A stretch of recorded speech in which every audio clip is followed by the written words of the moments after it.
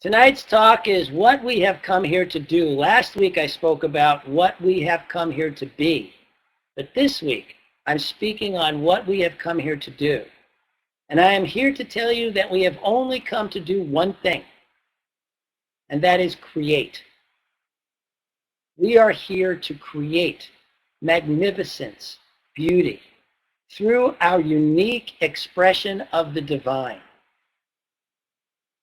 What reflects back to us is what we embody. Now, I know for those of you who have been here, you've heard me talk about this, that embodiment is the totality of our conscious and unconscious thoughts, feelings, actions, beliefs, race consciousness, stuff our parents said. All this stuff comes into a totality of what it is we embody, and through that entire embodiment, what reflects back to us is what we created out of that. And the second we change what we embody, the second we change it, the moment we change it, what reflects back to us changes. Now, many of us are very steeped in spiritual mind treatment. And some of us, when we treat, have something change instantly. And in some areas, when we treat, it takes a really long time before anything shifts. And the difference is never anything going on out there. The difference is never what somebody else is doing or how the world is behaving or this or that. It is simply a matter of what we have embodied in that moment.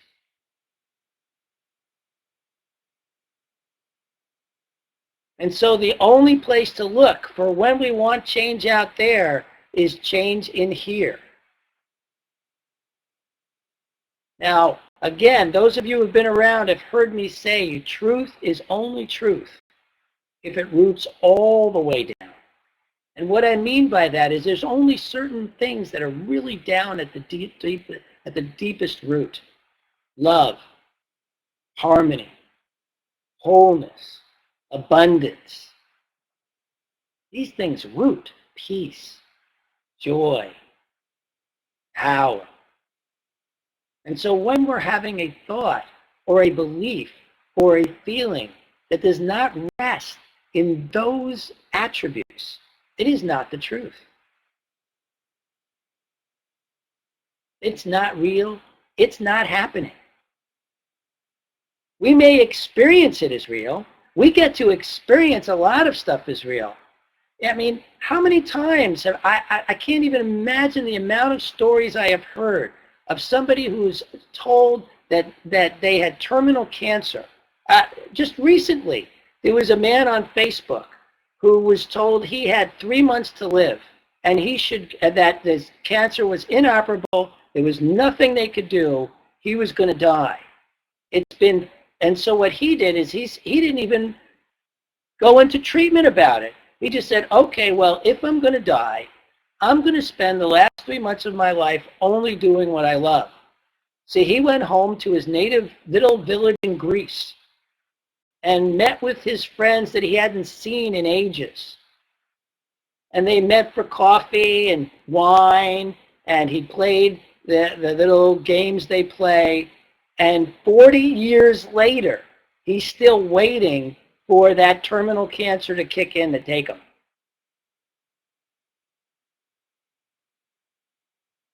It doesn't matter what anybody else says our reality is. I was in the hospital. I know some of you know this story. I was told I had 3 days to live and there was nothing the doctors could do. It's been over 20 years, and I'm still kicking around. Nobody gets to tell you what your reality is. And I highly recommend what you watch you tell yourself your reality is. One of the most killing statements, limiting statements that was ever invented is, let's be realistic. Nothing kills the limitless possibility of who we are more than the statement, let's be realistic. It's only up to us as the source of our lives that get to say what's realistic, that gets to say how we decide to live our lives. Only we get to do that. I was thinking about medicines today and how they, whenever they bring out a new medicine, they do a test that always includes a control group that's given a placebo. And then they try to see if the medicine works any better than the placebo. And it occurred to me, there's no such thing as not a placebo. Because even the ones who are given the medicine, it's only working right to the extent in which that person believes the medicine will work. Just the way those who are getting the placebo, it's working to the extent that that person believes it will work. That actually there's no difference. Everything in our lives is a placebo. Everything. Because we source it. Now, either that's true or it's not. Either you believe in what Science of Mind teaches or you don't. But if we're going to believe that we create our lives through what we think, act, believe, if we believe that we source it, then we source everything. There's nothing that we don't. I want to tell you that I do not believe in the law of attraction.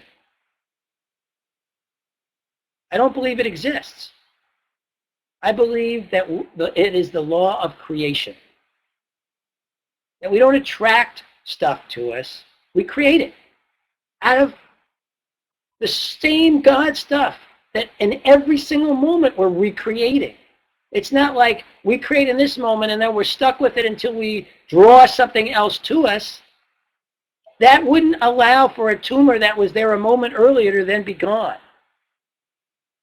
What allows for that to happen is our ability to recreate our lives in every moment. I am here to tell you that you came here for one purpose and one purpose only, to create an incredible, miraculous life. We in Science of Mind do not just speak of creating a good life. We don't even just speak of creating a great life. We talk about miracles, a miraculous life. That's what we have available to us every moment of every day. We get to create our lives in the most amazing ways beyond what anybody thought was possible. And that's what's really key here. You know, there was a time when everybody, the entire race consciousness thought running faster than a 4-minute mile, a human could never do that. And then the person came along who was willing to stand up and say, I believe it's possible. I know it's possible. And the second that person embodied it being possible, he did it. Gandhi could have never chased Great Britain out of India without a shot being fired if he didn't know it was possible. With a world, the entire world, telling him it was impossible. It wasn't just a few people, like our parents or our friends telling us it's impossible, right? Most of us, we don't have the world against us. We just got a few folks who don't believe that we can pull off what we believe we can pull off, right? You know, you want to make it in music, and so you got some folks going, oh, well, you're kind of old now. Or you want to be an actress, and people are going, well, you know, they're really looking for different types now. I mean, this isn't even a lot of people. Gandhi had the whole world saying, you cannot win this battle.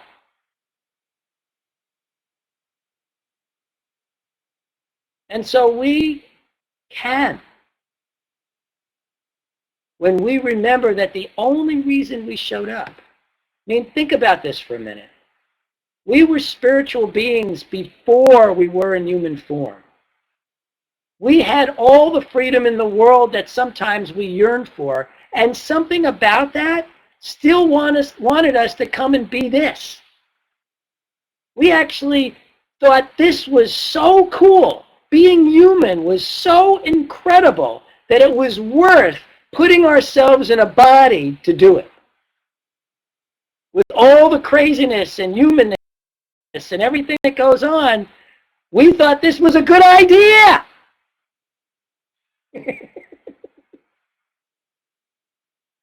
It's really important to remember that we thought this was a good idea so that we could create in ways that maybe we can't when we're outside the body.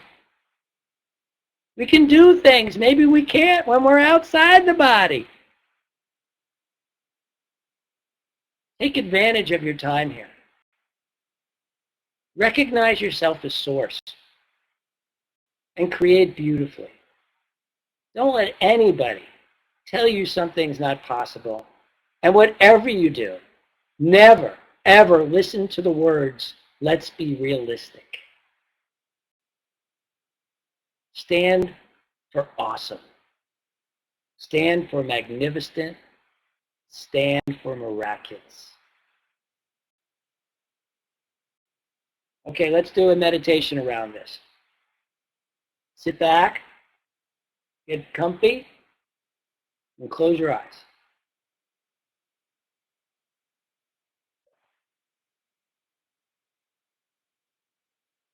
Imagine yourself on a path.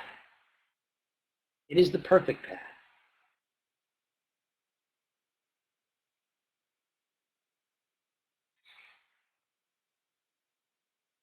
How it feels beneath your feet. The air, the light, the sights, the sounds. Maybe it's in the woods. Maybe it's in the clouds. Maybe it's on a beach. Maybe it's inside. It's your perfect path, and it feels magnificent to walk.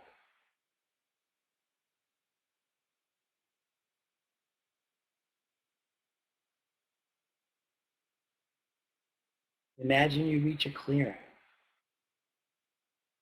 It is the perfect clearing. It is your sanctuary. The sights, the sounds, the view, the feel of the air against your skin, the light, the temperature. Absolutely perfect.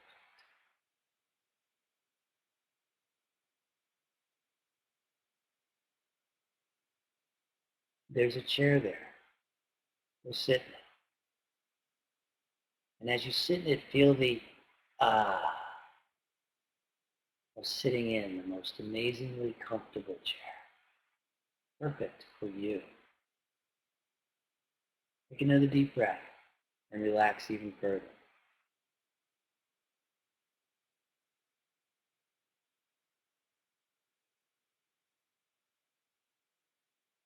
Imagine yourself as source, as the God being you are, and that your life, everything that's happened in your life, emanates from you. Imagine yourself large, larger, largest, and feel the power emanating, expressing through you. Imagine it created every single experience you ever had. You did through this emanation coming out of you.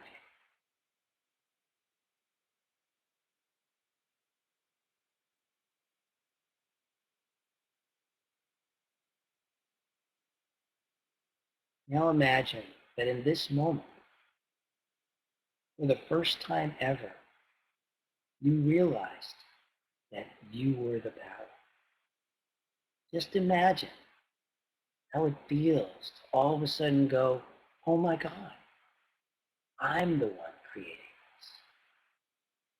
And from that place, pull in all your dreams. Pull in the most magnificent life you can imagine. And imagine yourself creating that, emanating that, expressing that life through you, right here and right now.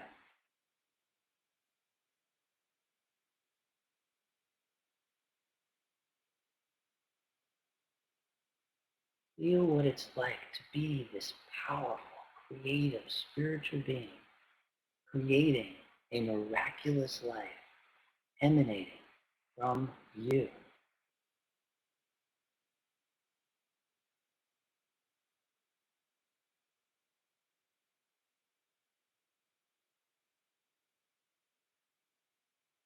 Breathe in your magnificence. Breathe out the life you dream of.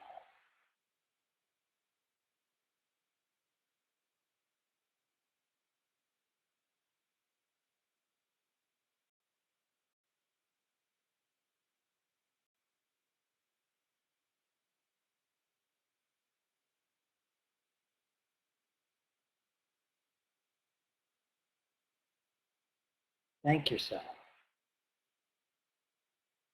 for a deeper opportunity to know yourself as the divine being you are. And when you're ready, open your eyes.